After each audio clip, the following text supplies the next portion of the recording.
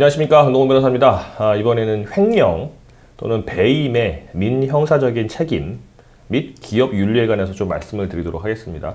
이게 저희가 최근에 이제 기업체에서 이 횡령이나 배임과 관련된 기업 윤리에 관해서 강의를 좀 이제 부탁을 받아가지고 제가 강의안을 마련한 거를 가지고 유튜브에 한번 올리면 좋겠다. 평소에 이제 회사 측에서 일반 회사들이 기업 윤리를 많이 강조를 하잖아요. 컴플라이언스라고 하기도 하고, 그쪽에서 이제 저희 변호사들에게 많이 이제 강연을 요청을 하는데, 요거 뭐 기업 쪽에서 제가 많이 요청을 받고 해가지고 참고하시라고 유튜브에 올릴 거니까 한번 보시면 될 것 같습니다.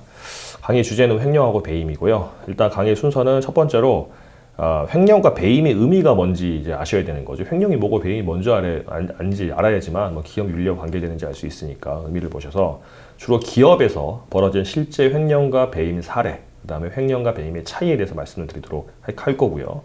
두 번째로는 형사 책임, 그러니까 횡령이나 배임을 하게 되면 형사 문제와 민사 문제가 발생하는데, 형사 책임으로서 횡령과 배임 관련해서 형법상 횡령죄가 있는데 횡령죄의 구성 요건, 형법상 배임죄의 구성 요건, 그리고 이제 일정한 경우에 더 중하게 처벌하는 가중 처벌 요건으로 업무상 횡령죄, 업무상 배임죄, 그 다음에 더 강하게 처벌한 아예 법이 바뀌어서 특별법으로 이제 처벌을 하는 특정 경제범죄 가중처벌법상 횡령과 배임, 이게 이 관련해가지고 또 설명 좀 드릴 거고요. 세 번째로 민사 책임으로서의 횡령과 배임입니다. 주로 기업을 제가 상정을 하고 말씀드리는 거니까 먼저 특별법으로 상법상 손해배상 책임을 말씀드릴 겁니다. 법인, 회사 법인의 책임, 또 법인을 운영하는 이사의 책임, 그다음 법인이 이제 고용한 피고용인이 사용인의 개인 책임 있고, 이 법인이나 이사와 개인이 같이 연대를 책임한 연대 책임도 있고요. 민법상으로는 뭐 이제 이게 회사가 아니다고 하더라도 일반 사단법인이나 아니면 재단법인도 다 적용이 되는 거니까 그 법인 및 실제 행위를 한 행위자의 연대 책임, 그 다음 관련해서 불법행위 손해배상 책임도 설명을 좀 드리도록 하겠습니다. 그리고 마지막으로 기업 윤리와 횡령 배임 관련해서 일단 기업 윤리가 왜 중요한지 아셔야 되는 거죠. 이제 그 중요성, 그리고 그 기업 윤리를 제고할 수 있는 방안, 그 다음에 기업 실무상 횡령 배임이 문제될 수 있는 실제 상황이 뭔지 예시를 좀 들어드리고요. 그래서 우리 회사 입장에서 횡령이나 배임이 가장 큰 리스크인데 그거를 문제되지 않게 하는 그 체크리스트를 말씀드리도록 하겠습니다. 일단 횡령과 배임의 의미를 말씀드리면, 먼저 기업에서 벌어진 실제 횡령, 배임 사례를 한번 보시죠. 이게 실제 온라인 뉴스에 있었던 내용인데요. 다들 이제 신문지상을 통해서 보셨을 겁니다. 유령 주식 501만 주를 매도한 모 증권회사 직원들 1심에서 집행유예와 벌금형을 받았다라고 하는데, 이 내용은 그래요. 모 증권회사가 이제 배당을 해야 되는데, 배당을 하면서 이제 배당을 하면 보통 이제 일반적인 이제 현금 배당이라고 한다면 현금을 이제 계좌에 넣어줘야 될 거 아닙니까? 근데 이제 주식을 넣어주면서 주식도 아주 많이 501만 주를 넣어준 거니까, 이게 주식이라는 게 실제 있는 주식을 넣어줘야 되는 건데, 이 시스템상으로 그 당시에는, 지금도 그런지 모르겠지만 그 당시에는 그냥 이 배당을 하면서 뭐 몇 주 이래가지고 10주, 100주, 1000주, 만주 이렇게 어느 계좌에 넣어주면 그냥 들어가는 꼴이 됐다고 합니다. 그래서 이 주식을 받은 이 모 증권회사 직원들이 자기 이제 띠링띠링 이렇게 알림이 왔는 모양이죠. 알림을 보니까 나한테 갑자기 막 1000주가 들어왔네, 뭐 10,000주가 들어왔네, 그러면서 이 사람들 이제 그 변명에 의하면 그걸 되나 안 되나 한 주, 두 주 팔아봤답니다. 팔리니까 왕창 팔아가지고 몇 억씩, 몇십억씩 이제 이득을 챙겨간 그런 사례인데요. 요건 뭐 내용을 말씀드렸고요. 이제 1,000원을 지급해야 되는데 담당 직원 실수로 1,000주를 입금하면서 이제 그거를 이제 입금받은, 그러니까 배당받은 사람들이 팔아버려서 이제 그만큼 고스란히 자기 돈을 챙겨갔던 사례죠. 그래서 그 증권에서 주가가 폭락했고요. 그걸 다시 전량 확보. 그러니까 주식을 주면 안 되는데 1,000원을 줘야 되는데 1,000주를 줬잖아요. 제가 알기로 이 회사의 주식이 몇십만 원 했다는 것 같은데, 뭐 수백만 원에서 수천만 원, 수억 원까지도 이제 갖는 걸 다시 회수해야 되잖아요. 그래서 그 돈을 이제 회수하는 과정에서 아직 안 팔린 주식 그냥 빼오면 되는데, 팔린 주식 같은 경우는 다시 사와야 될 거 아닙니까? 그래서 91억 원의 손해가 발생을 했고, 또 투자자들한테 별도의 손해배상 과정에서 또 3억을 냈고, 그래서 이제 그 증권이 해당 직원들을 상대로 민사상 손해배상 소송을 제기를 했죠, 이제. 그래서 주식을 매도한 직원들에게 47억이 이제 별도로 배상하라고 판결이 났습니다. 그리고 형사재판에서도 배임 등 혐의로 집행유예나 벌금을 선고받았다고 합니다. 그 판 직원들이. 이게 횡령과 배임죄, 횡령한 거죠. 남의 주식 가지고 이제 팔아버린 거니까. 두 번째 사례는 중국 회사로 이직하려고 이제 올레드라고 하죠. 이제 이게 TV 같은 거 보면 이제 예전에 LED였는데 조금 더 발전된 게 올레 들어가는데 뭐 유기 발광 다이오드인가요? 뭐 그런데 그거를 재료를 빼돌린 연구원이 있는데 연구원이 유출한 산업기술이 산업기술보호법이 따로 있는데 거기에 정한 기술에 해당하지 않더라도 그게 아니라고 하더라도 산업기술, 그러니까 우리나라의 국가기밀에 해당하는 산업기술이 아니라고 하더라도 적어도 그 개별 회사의 영업비밀이나 영업상 주요 자산에 해당할 수 있잖아요. 그러니까 그거를 가지고 몰래 재료를 빼돌려가지고 이직하면 그거는 업무상 배임자가 되는 거죠, 이제. 이게 뭐 올레드 전자재료 제조업체 연구소 책임연구원이 중국 업체로 이제 이직하려고 올레드 재료 등 관련 산업기술을 중국 업체에 넘긴 사례, 산업 스파이라고 하기도 하고요. 이제 그렇게 사례가 이게 배임이 되는 겁니다.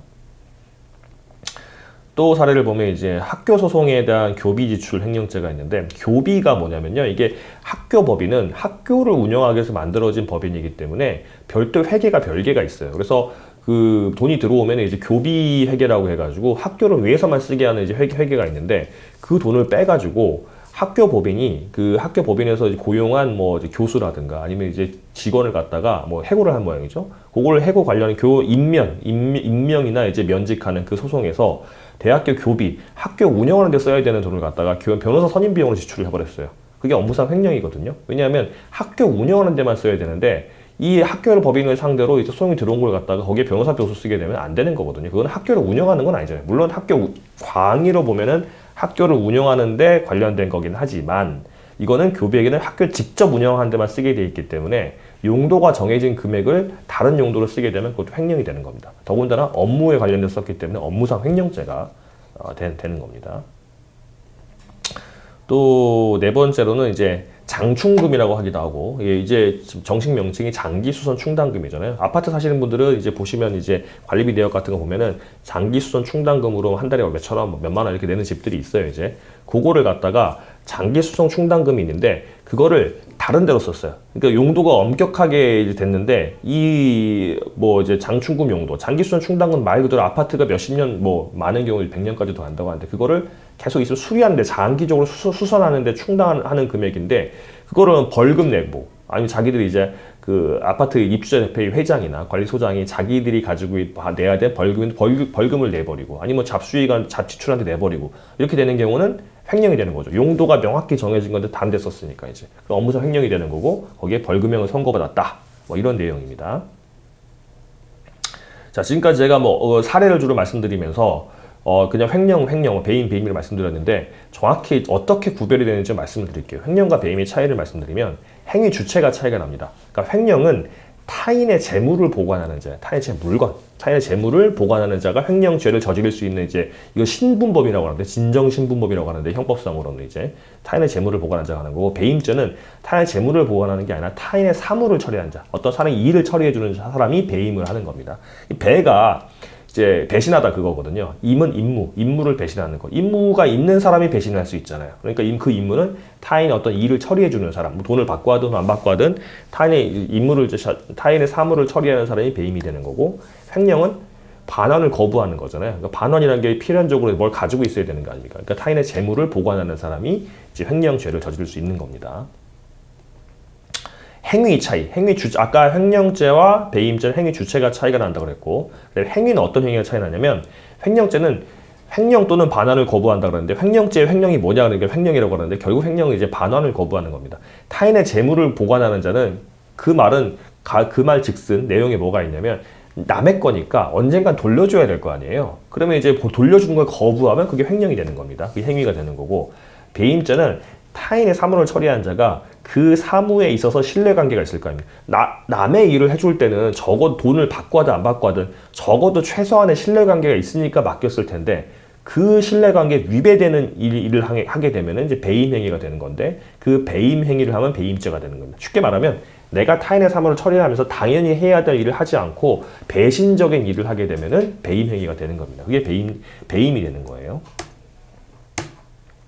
그래서 뭐 재산상 손해 발생이 돼야 되는데 뭐 배임죄는 그렇게 타인의 사물을 처리하는 자가 그 임무에 위배해서 자신이나 타인에게 이제 뭐 이득이 되고 이제 그 타인에게 손해를 발생하게 한다. 이때가 배임이 되는 건데 횡령은 그걸 요구를 하지 않습니다. 반환 거부하기만 하면 돼요. 그러니까 내가 배신적인 행위를 해도 그 나한테 사물을 맡긴 사람한테 재산상 손해가 발생하지 않으면 뭐 배임은 되지 않은데, 횡령죄는 그냥 거부만 하면 바로 그냥 이제 재산 손해 상관없이 이제 횡령죄가 되는 겁니다.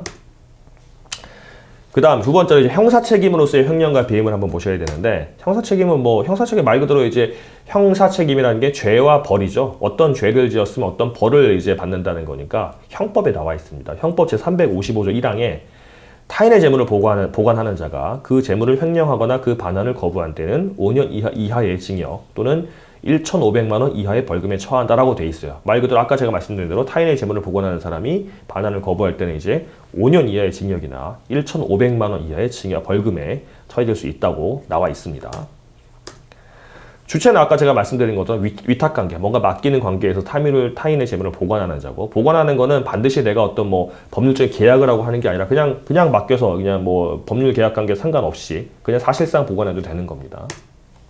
객체는 뭐 이제 내가 맡아놓은 타인의 재물을 말하는 거고요. 행위는 이제 거부하는 거죠. 반환 거부. 소유자가 주세요라고 했는데 안 돌려주는 거죠, 이제. 그리고 뭐 횡령이라고 하는 거는 이제 이 형법 교과서에 보면 타인의 재물에 대한 불법 영득 의사를 객관적으로 인식할 수 있는 방법으로 표현하는 행위라고 했는데, 쉽게 말하면 안 돌려준다는 그 의사를 나 안 돌려주고 내가 가질 거야 라고 하는 의사를 표시하면 그게 횡령이 되는 겁니다. 반환 거부와 거의 똑같은 이제 말이죠. 주관적 구성 요건은 불법 영득 또는 이득 의사라고 하는데, 쉽게 하면 내가 가지려고 하는 거, 나 아니면 이제 내가 누구한테 주려고 제3자 가지게 하려고 하는 거, 그게 이제 주관적 구성 요건입니다. 이거 사실 뭐 구체적으로 아실 필요는 없어요. 이게 구성 요건 형법의 죄와 벌이 될 때는 뭐 구성 요건에 해당하고 위법성이 있고 뭐 책임이 있어야 된다라고 해가지고 이제 법과대학에서 배울 때 많이 배우는데, 사실은 이제 이 뭐 실제 실무에서는 그렇게까지 되지 않고요. 어떤 뭐 행위를 해서 고의로 했으면 되는 겁니다, 사실은. 뭐 고의가 아니면 죄가 안 되는 거고, 과실로 했으면은 이제 과실범을 처벌하는 조항이 있으면 처벌한다. 그 정도만 아시면 되는데, 여기서는 이제 횡령죄에서는 이제 행위 주체, 타인의 재물을 보관하는 자가 그 횡령을 하거나 반환을 거부하고 그게 고의로 했다 그러면 이제 처벌이 된다. 이렇게 아시면 될 것 같고요. 그 바로 밑에 있는 형법 제 355조 제 2항에는 배임죄도 있어요. 타인의 사물을 처리하는 자가 그 임무에 위배하는 행위로서 재산사 이득을 취득하거나 제3자로 하여금 이를 취득하게 하여 본인에게 손해를 가한 때에도 전항의 형과 같다. 그러니까 5년 이하의 징역, 1,500만 원 이하의 벌금에 처해질 수 있다는 거죠. 이 구성 요건은 아까 제가 말씀드린 대로 타인의 사물을 처리하는 자입니다. 그러니까 남의 일을 처리해 줘야 돼요. 단순 채무 부담은 자기 사무에 해당이. 무슨 말이냐면 내가 약속을 했어요. 이제 내가 뭐 해줄게 라고 하면은 약속을 해야지, 계약도 하고 이제 내가 어떤 채무를 진다. 그거는 그냥 내 일이에요. 왜냐하면 내가 해주기로 한 약속을 내가 부담을 가지는 건데, 내가 너의 일을 뭘 해줄게 라고 한 다음에 타인의 사물을 처리하게 되는 겁니다. 사실 좀 애매하긴 해요. 내가 뭐 1,000만 원 받고 뭘 해줄게요 라면 그거는 그 사람의 일을 내가 해주는 거니까 타인의 사물을 처리하는 것 같은데, 돈 받고 하기라고 계약하고 하면은 그거는 단순 채무 부담 아닌가? 내가 안 해주면 돈 돌려주면 되는 거 아니야? 이렇게 되는 건데, 사실은 이거는 그 채무 부담이라고 하더라도 타인의 사물을 처리한다 그러면은 거의 포함된다고 보시면 됩니다. 단순히 뭘 물건을 주기로 했다 뭐 이런 거면은 뭐 모르겠는데, 타인의 사물을 처리하기로 한 채무 부담이 있다고 한다면 제가 볼 때는 이게 타인의 사물을 처리한 자가 배임죄, 형법상 배임죄의 주체가 될 수 있는 거고요. 객체는 뭐 재산상 이익을 이제 얻는 거죠. 그 임무에 위배하는 행위. 내가 예를 들어서 뭐가 있을까요? 내가 비서 일을 하는데, 어떤 회장님의 비서 일을 하는데, 그리고 회장님이 어떤 스케줄 관리라든가, 뭐 비서에 따라 다 다르겠죠. 이제 어떤 뭐 비서가 어떤 의사 결정을 할 수 있게 이제 내가 뭐 이렇게 자료를 준다든가 그런 걸 해야 되는데, 그 자료에다가 숫자를 갖다 바꿔가지고 한다든가, 아니면 내가 뭐 친척이 다른 어떤 회사를 하는데 우리 회사와 계약을 하기 유리하게 이제 뭘 고쳐놓는다든가, 그렇게 되면 내가 타인 회장님의 사무를 처리하는 사람인데 그 임무에 위배했고 이제 우리 친척이 돈을 벌게 해줬잖아요. 그럼 이제 형법상 배임행위가 되는 겁니다. 이제 재산상 손해 발생은 실제 돈을 내가 마이너스가 되는 게 아니라 실제 그런 위험만 발생해도 돼요. 이건 뭐 법률적 판단에 의해서 당의 배임 행위가 무효라고 하더라도 경제적 관점에서 실제 손해가 있거나 실제 손해 발생 위험을 초래하는 경우에 배임죄 성립한다고 하는데, 이게 무슨 말이냐면 내가 어떤 배임 얘기를 했어요. 아까 제가 말씀드린 거죠. 친척을 위해서 내가 숫자를 바꿔놨어요. 이제 그래가지고 회장님이 딱 보고 오, 야, 이 회사 좋은데라고 도장 찍을 수 있게 만들어놨는데, 뭐 이게 도장 찍었어. 그래가지고 실제 이제 돈이 이제 계약을 하려는 찰나에 뭐 실무진에서 이거 아닌데요, 이상하다 싶어가지고 이제 뭐 태클이 걸려가지고 계약이 안 됐다 그러면은 실제 계약이 안 됐잖아요. 손해도 발생한 적 없잖아요, 우리 회사는. 그런데 위험성이 발생한 거 아닙니까? 그러면 배임죄가 성립한다고 합니다. 근데 이거는 대법원 판례상 나오는 얘기고요. 위험만 있어도 된다. 근데 법적으로 반드시 손해가 뭐 계약이 돼가지고 내가 손해를 본다 이게 아니라 경제적으로 봤을 때 실제 손해가 발생했거나 아니면은 발생한 위험만 있어도 된다라고 하시면 될 것 같습니다. 주관적 구속요건은 고의로 해야 된다는 거죠.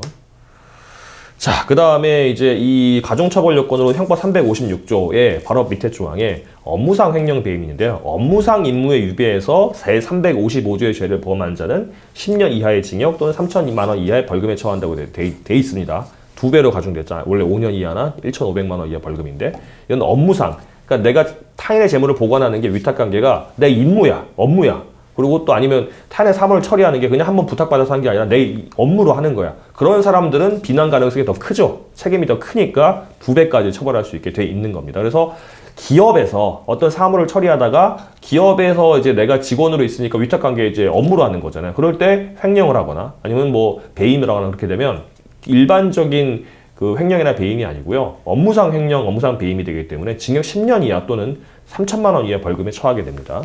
자, 업무상의 배임죄에서 업무의 근거는 법령, 계약, 관습 어느 것에 의하건 묻지 않고 사실상의 것도 포함한다라고 대법원 판례가 나와 있는데 반드시 이제 뭐 그 근로계약을 하지 않아도 인턴만 해도 되는 거고요. 회사가 이제 뭐 일용직한테 줘도 되는 거니까 이거는 일단 업무가 있기만 하면 됩니다. 내 일이 되기만 하면 되는 겁니다. 뭐 업무상 횡령죄에서 업무는 법령 계약에 의한 것만 아니라 관례를 줬거나 사실상의 것이거나 묻지도 않고 같은 행위를 반복할 지위에 있는 사물을 가리키는 거고 또 횡령죄에서 재물을 보거나 위탁관계는 사실상 관계 있으면 충분하다. 그러니까 횡령을 하든 배임을 하든 뭐 기업에서 내가 반드시 근로계약하고 확실히 해야 되는 게 아니라 그냥 예를 들어서 뭐 우리 회사가 10층에 있는데 1층에 아저씨하고 뭐 택배를 항상 받아줬어. 뭐 계약한 것도 아니고 말해준 것도 아닌데 그냥 관행적으로 받아줬어요 그냥. 그리고 항상 반복해요. 같은 일을 반복했어요. 그러면 그것도 업무상이 되는 거예요. 그래서 그 경비 아저씨가 우리 회사에 온 택배를 그냥 자기가 가져가 버렸다. 그러면 업무상 횡령이 되는 겁니다. 그렇게 하시면 될 것 같습니다. 더 가중법이 있죠. 특별법으로 특정경제범죄 가중처벌법이 있습니다. 이거 뭐 왜 나왔냐면 이제 일부 이제 아주 모렴치한 기업인들, 소위 말해 재벌에서 일하는 사람들이 이제 회사 돈을 빼돌리거나 막 이렇게 되면 이제 횡령이 되거나 배임이 되잖아요. 그때 그 중한 금액을 이제 아주 큰 금액을 하는 사람들이 뭐 그냥 뭐 집행유예로 나와버리거나 이런 경우가 있으니까 그걸 어렵게 하려고 만들어 놓은 겁니다. 그래서 특정경제범죄 가중처벌법 제3조 특정재산범죄 가중처벌 제1항에 보면 나와 있는 게 형법 제355조 횡령배임 또는 제356조 업무상 횡령배임의 죄를 범한 사람은 그 범죄 행위로 인하여 취득하거나 제3자로 하여금 취득하게 한 재물 또는 재산상 이익의 가액이 5억 원 이상일 때에는 다음 각호의 구분에 따라 가중처벌한다라고 되어 있어요. 그러니까 그 똑같은 횡령배임인데 그게 업무상 횡령배임도 마찬가지고 피해액이 다만 5억 이상이면 가중처벌하는데 어떻게 하냐면 이득액이 5억 이상이면 5억 이상에서 50억 미만일 때는 3년 이상 유기징역이 되는 거고요. 이득액이 5억 이상일 때는 무기 또는 5년 이상 징역입니다. 이게 30년까지 유기징역이 나올 수 있으니까 3년에서 30년 그리고 무기 또는 5년 이상 징역입니다. 아까 업무상 횡령죄, 업무상 배임죄는 10년 이하잖아요. 그럼 1개월에서 10년까지밖에 안 되는 건데 이거는 3년에서 30년 그리고 무기징역 또는 5년에서 30년까지 되는 거니까 아주 가중처벌을 하는 겁니다. 3년 이상 선고하게 되면 이제 집행유예도 하기 쉽지 않으니까 이렇게 만들어 놓게 되는 거죠. 이제 5년 이상 하게 되면 집행유예도 쉽지 않으니까 이렇게 만들어 놓게 되는 겁니다. 자, 민사책임으로서의 횡령과 배임을 한번 보시면 이게 주로 기업을 대상으로 제가 말씀드리는 거니까 상법을 먼저 보셔야 됩니다. 상법상 제622조에 보면 제가 다 읽지는 않겠습니다. 회사의 발기인, 뭐 업무집행사원, 이사, 뭐 집행인원, 뭐 감사위원회 위원, 감사, 뭐 등등 직무대행자 등등등이 업무상 배임을 할 때는 업무상 배임을 해가지고 회사에 손해를 가할 때는 10년 이하의 징역 또는 3천만 원 이하의 벌금에 처합니다. 아까 업무상 배임죄를 할 때는 처벌이 10년 이하의 징역, 3천만 원 이하 벌금이었잖아요. 이거는 업무상 배임이 아니라도 그냥 회사에 중요한 일을 하는 사람들, 발기인, 이사 이런 사람들이 하게 되면은 그냥 바로 10년 이하 징역이나 3천만 원 이하 벌금에 처할 수 있다고 해서 특별제 배임죄를 구성하고 있고요. 밑에 2항에 보면 회사 청산인 또는 뭐 직무대행자 설립위원이 할 때도 같다 이렇게 되어 있고요. 형법 제401조 보면 제3자에 대한 책임이 있습니다. 이사가 고의 또는 중대한 과실로 임무를 게을리한 때에는 그 이사는 제3자에 대해서 연대의 손해배상 책임이 있다. 이게 무슨 말이냐면 회사 이사가 자기가 이제 법인이라고 하는 거는 실체가 없잖아요. 실제 이사들이 일을 하는 거 아닙니까? 이사가 일을 하다가 뭐 잘못해가지고 제3자에게 손해를 끼쳤어요. 그러면 법인이 손해배상 해주는 게 맞죠. 그런데 그 이사도 같이 연대해서 책임하게 되어 있습니다. 이걸 부진적 연대 책임이라고 해가지고 만약에 제3자가 피해액이 1억이라 그러면 그 제3자는 회사나 이사 아무나한테 1억씩 다 청구할 수 있어요. 그럼 이 사람은 2억을 받아가냐? 그건 아니고요. 아무한테 청구해가지고 뭐 5천만 원을 회사한테 받았다. 그러면 이제 회사한테 5천만 원 남아있고 이 사람한테도 이사한테도 5천만 원 청구할 수 있고 이사한테 2천만 원 더 받았다. 그럼 3천만 원 남았잖아요. 그럼 회사한테 3천만 원 청구할 수 있고 이 이사한테도 3천만 원 청구할 수 있고 누구한테 아무나 1억만 받으면 된다는 겁니다. 물론 나중에 회사와 이사 사이에는 이제 구상권이 있어가지고 이렇게 뭐 비율에 따라서 과실 비율에 따라서 나눠 가지지만 그건 뭐 니네끼리 알아서 해라 이거고 이제 이 피해자는 이제 회사와 이사에게 연대 책임 물을 수 있다 이렇게 나와 있는 거고요. 민법 제756조 이게 뭐 민법상 손해배상 책임을 보면 사용자 책임인데요. 타인을 사용하여 그 사무에 종사하게 한 자가 그러니까 쉽게 말하면 이제 사용자가 피용자가 그 사무에 관련해 가지고 제3자에게 손해했을 때는 그 사용자가 손해배상을 해줘야 돼요.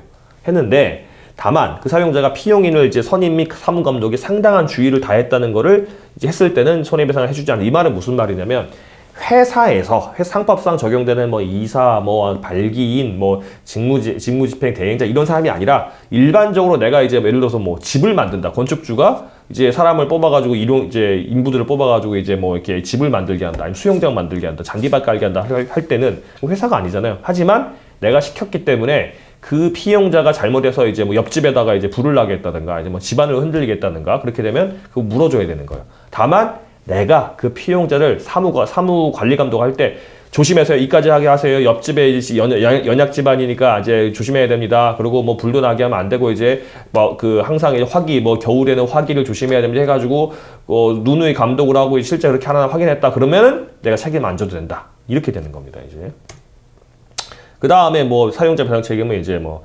사용자에 가름하여 그 사무를 감독하는 자도 전항의 책임이다. 이게 무슨 말이냐면 내가 직접 다 안 하고 내가 이제 뭐 소위 말해 십장이라고 하죠. 이제 이게 10명 데리고 다니는 사람한테 시키던가 아니면 현장 소장 시키던가 시켰을 때 그 현장 소장이나 십장 이런 사람들도 다 책임이 있다는 겁니다. 이제 그리고 책임 이제 자기가 손해배상 해줬으면 구상권 할 수 있는 거고요.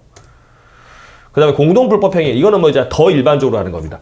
내가 이제 회사가 아니고 그 다음에 일반적으로 해서 고용관계도 아니고 그것도 아니라고 하더라도 아무 관계없는 사람이라고 하더라도 뭐 이제 수인이 공동의 불법행위를 해가지고 타인에게 손해를 가했을 때는 연대해서 손해배상 책임이 있습니다. 뭐 내가 이제 뭐 길 가다가 차를 막 아주 급하게 몰았어요. 몰다가 어떤 사람이 같이 이제 신호 위반도 했어. 근데 신호 위반을 하다가 내가 과속하는 걸 보고 급하게 이제 핸들을 돌았는데 뭐 인도에 서 있던 사람을 치여서 이제 사망하겠다. 그러면은 나도 잘못 있고 그 다음에 신호 위반하는 사람 잘못 있고 둘 다 잘못 있잖아요. 그러면 같이 야 이렇게 해가지고 사람 죽이자 이렇게 약속하지 않았다고 하더라도 공동으로 불법행위를 했기 때문에 그 사람의 손해에 대해서 연대해서 배상할 책임이 있습니다. 자 이제 마지막으로 기업 윤리와 횡령 배임에 대해서 말씀을 드릴게요. 기업 윤리가 뭐냐면 여기 다 적혀진 대로입니다. 제가 좀 중요한 거니까 좀 읽어드릴 텐데 기업의 경영자와 구성원들이 조직 내부에서 지켜야 될 행동의 기준이며 혁신을 추구하는 기업가 정신을 바탕으로 정당한 방법을 통하여 기업을 올바르게 운영하는 기준을 말한다. 동시에 기업 윤리는 다른 경제 주체와 상호 의존하는 경제 사회의 한 구성원으로서 가져야 하는 기업의 도덕적 책임도 포함하는 것이므로 기업의 도덕성, 경영 방식 및 경영 정책 평가 기준이 된다. 뭐 좋은 말 다 써 있죠. 쉽게 말하면 기업으로 지켜야 될 도덕인 겁니다. 기업은 사실은 실체가 없는 거잖아요. 사람들이 모여서 이제 주로 법인이죠. 법인을 만들어서 이제 이윤 추구 활동을 하게 되는 건데 이윤 추구가 자본주의 사회는 전혀 문제가 없죠. 오히려 권장해야 되는 거죠. 이제 이 이기심을 이게 각 사회 구성원의 이기심으로 인해서 자본주의가 발전하는 거니까 권장해야 되는 겁니다. 그런데 다만 이기심이 심해지면 타인에게 손해를 끼칠 수 있겠죠. 그리고 윤리가 지켜지지 않으면 이제 그 이기심에 권장해야 될 이기심이 자제해야 될 이기심이 될 수도 있습니다. 이제 이 기업이 과연 그 이기심을 어디까지 이제 해야 되냐, 그리고 이윤 추구 활동을 어디까지 해야 되냐 이제 기준을 정해주는 게 기업 윤리라고 하게 되는 건데요. 요즘은 기업 윤리가 없으면 더 이제 사회 지탄을 받고 이윤 추구 자체도 못하게 되는 경우가 발생할 수가 있죠. 그래서 아까 제가 말씀드린 이 기업 윤리는 기업이 사회적 정당성을 획득하는 기반입니다. 이게 사회 속에서 기업이 옳은 일을 할 수 있게 하는 기준. 정확히 말하면 옳지 않은 일을 하지 않게 하는 최소한의 기준이라고 보시면 될 것 같습니다. 기업 윤리가 왜 중요하냐면 경영 성과와 조직의 유효성 증대가 가능합니다. 이게 이해관계자나 이해관계자 소비자도 있을 거고요. 우리 이제 같이 이제 협력업체도 있을 거고, 우리 회사 내부의 직원들도 있을 거고, 관계가 우호적으로 돼가지고 경영 활동이 활성화됩니다. 이게 적대 관계 있으면 될 일도 안 되는 거죠, 이제. 그리고 또 우리 기업 구성원도 우리 회사는 이렇게 윤리적으로 이제 이 기업 활동을 하기 때문에 긍지도 가지고 애착심도 가지게 되는 겁니다. 이건 기업 구성원이 윤리적 결정과 행동은 선량한 심의로서 자아상 형성. 우리 기업 구성원도 이제 우리 회사는 이런 회사야. 탈세 안 해. 그리고 이제 누군가에게 손해를 끼치지 않아. 무리하게 일을 하지 않아. 라고 한다면 더 열심히 회사의 긍지를 가지고 일을 하게 될 거고, 또 이제 우리 소비자들도 회사에 더 신뢰를 하게 될 거고, 그렇게 보시면 될 것 같습니다. 그리고 기업 윤리의 제고 방안은 일단은 최고 경영자가 윤리의식이 있어야 되겠죠. 최고 경영자 CEO가 이거 대충 하자 이렇게 한다 그러면 맨날 탈세 나오고 이제 사적 유형이나 하고 회사에 있는 돈이 빼가가지고 횡령이 나오고 이러면은 사실은 회사가 안 되겠죠. 그리고 또 그 최고 경영자만 한다고 되는 게 아니라 기업 문화 자체가 윤리를 지키자. 그 실무자 자체 하나하나가 다 이제 그 횡령이나 배임을 하지 않고 또 이제 윤리적으로 이제 기업 활동을 하자고 얘기를 해야 될 거고요. 그리고 또 내부적으로 이제 엄격한 평가 시스템도 있어야 되겠죠. 말로만 하지 않고 실제 계획을 한 다음에 그게 기업 윤리가 지켜지는지 안 지켜지는지 체크리스트를 만들어가지고 평가를 해야 되고요. 또 정신교육도 해야 되겠죠. 이게 윤리교육도 해야 됩니다. 왜 회사를 보면 이제 1년에 한 번씩 장애인 인식교육도 하고, 그다음에 개인정보 보호 교육도 하고, 등등 남녀 양성평등 교육도 하잖아요. 이게 법상으로 이제 의무적으로 1년에 한 번씩 하게 돼 있는데, 이것도 마찬가지로 기업 윤리도 윤리의식 제고하는 교육하는 게 맞고요. 더 나아가서는 기업 윤리 헌장이나 윤리 강령 등을 제정을 해가지고 이제 취업 규칙처럼 지키라라고 이제 문서화를 시키는 거죠. 일종의 헌법 비슷하게 되는 겁니다. 그래서 기업 윤리를 지킬 수 있게 이제 문서화 시키는 것도 필요할 수가 있습니다. 주로 이제 기업 실무상 횡령과 배임이 문제될 수 있는 상황은 뭐가 있냐면 법인이 특정 사업의 명목상 주체로 특수목적 법인을 설립했는데 그 특수목적 법인이 가지고 있는 자본금 등을 갖다가 그 정해진 목적과 용도 이외로 임의로 사용하면 그것도 업무상 횡령이 됩니다. 왜냐하면 SPC라고 하죠. Special Purpose Company라고 해가지고 이제 SPC를 많이 설립을 하는데 그 회사에 돈을 넣어놨다가 이거 급하다 그러면서 우리 이제 모의사라고 가져가지고 돈을 쓰게 되면 그 자체가 업무상 횡령이 되는 거기 때문에 또 금액이 5억 이상 되는 경우가 많겠죠. 회사 같은 경우는 규모가 크니까. 그러면 그 일반 업무상 형법상 업무상 횡령죄도 아니고 특정경제가중처벌법상 특경가법상 횡령이 되는 거니까 아주 중한 처벌을 받을 수 있는 거니까 이거 이제 조심하셔야 되고, 아까 제가 말씀드린 것처럼 아파트 입주자 대표가 특별수선 충당금을 아파트 시공사에 대한 손해배상 청구 소송할 때 변호사 선임료로 사용하면 안 되는 겁니다. 이제 그 특별수선 충당금은 아파트가 하면서 갑자기 이제 수리가 하게 될 돈이 들어갈 때 쓰라고 있는 건데, 이거를 시공사에 대해서 이제 하자 소송한다든가 이럴 때 이제 그 변호사 선임료 사용하면 안 됩니다. 이거는 이제 목적과 다른 내용이니까 그럴 때도 이제 횡령이 될 수 있는 거고요. 주식회사 대표이사가 대표권을 남용하는 등으로 약속보험 발행. 그러니까 회사 입장에서 이제 약속금이라고 하는 거는 언젠간 돈을 이제 물어줘야 되는 건데, 대표이사가 적정한 이사를 거치지도 않거나 아니면 회사의 능력이 과하게 약속금 막 발행한다. 그러면 그거는 횡령이 될 수가 배임이 될 수가 있죠. 업무상 배임이. 그 다음에 또 회사 이사가 타인에게 회사 자금 등을 대여할 때 담보 제공받거나 이렇게 해야 되는데, 아니면 나중에 돈 못 받을 때를 대비해서 채권 회수 조치를 해야 되는데 아무것도 안 하고 그냥 10억, 20억씩을 그냥 무담보로 빌려주고 이래버리면은 그것도 업무상 배임죄가 될 수가 있습니다. 주식회사 대표이사가 회사의 유일한 중요한 재산 같은 게 예를 들어서 우리 회사 부동산을 하나 가지고 있어가지고 그 부동산에서 임대를 해가지고 다 잘 이제 수익을 내는 건데, 그 부동산을 그냥 주주총회 특별결의를 거치게 돼 있거든요. 회사 중요 자산을 양도할 때는 특별결의 3분의 2 이제 동의를 거치게 돼 있는데 그것도 안 하고 양도해 버린다. 이건 당연히 업무상 배임이 될 수가 있겠죠. 회사에게 손해를 끼치게 되는 거니까. 그래서 기업 윤리가 횡령 배임 관련해서 횡령 배임이 가장 많이 문제가 되는데, 그 문제가 되지 않게는 체크리스트를 보시면요. 일단 윤리 경영 운영 체제를 확립을 해야 됩니다. 아까 제가 말씀드린 것처럼 최고 경영자가 윤리 경영을 하겠다. 그 방침을 공식적으로 표명을 하고 내부적으로 이제 윤리 교육도 해야 되고, 필요하다면 연수원 같은 걸 만들어서 인재 양성도 해야 되고요. 그리고 보통 회사들마다 이제 적어도 1년 단위, 길면 3년, 5년씩 이제 경영 계획을 세우지 않습니까? 그때 윤리 요소를 반드시 포함을 하셔야 됩니다. 이제.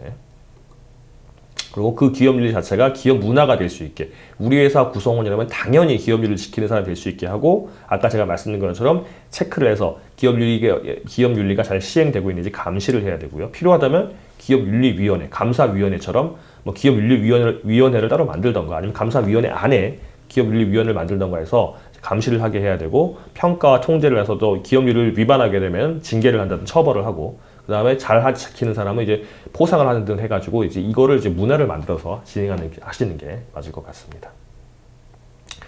참고로 금융감독원이 제시한 중소기업 사장님을 위한 회계부정 방지 체크포인트가 한 대여섯 가지가 있는데 말씀드리면 일단 자금 담당자하고 회계 담당자를 분리해야 됩니다. 자금 담당자는 실제 돈을 출납하는 사람, 회계 담당자는 돈이 들어가고 나온 걸 체크를 해가지고 장부를 만드는 사람인데 분리를 해야 돼요.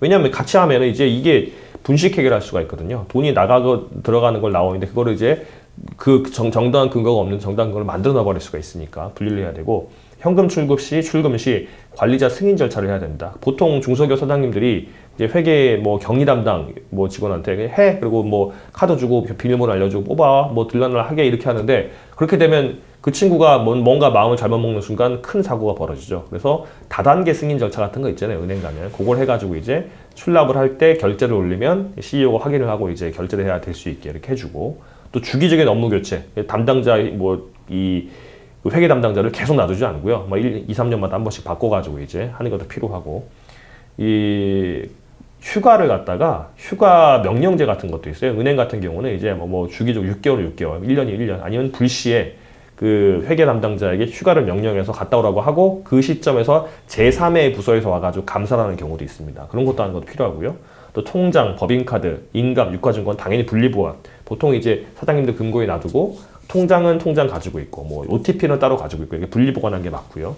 또 외부 감사를 하시는 게 맞죠. 외부 감사가 하시는 돈도 많이 들고 이제 또 좀 불편한 것도 있어서 안 하시긴 하는데 가능하다면 외부 감사 해가지고 재무 상태를 주기적으로 점검을 하고 휴면 계좌 같은 거 있으면 다 해지하는 게 맞습니다. 그 휴면 계좌로 이제 매출 같은 걸 별도로 받아가지고 관리하면서 막 뭐 주식 투자를 한다든가 이제 유용하는 이제 뉴스가 한 번씩 나거든요. 회계 담당자들 이렇게 하는 경우가. 그러니까 휴면 계좌는 이제 즉각 해지하시는 게 맞습니다.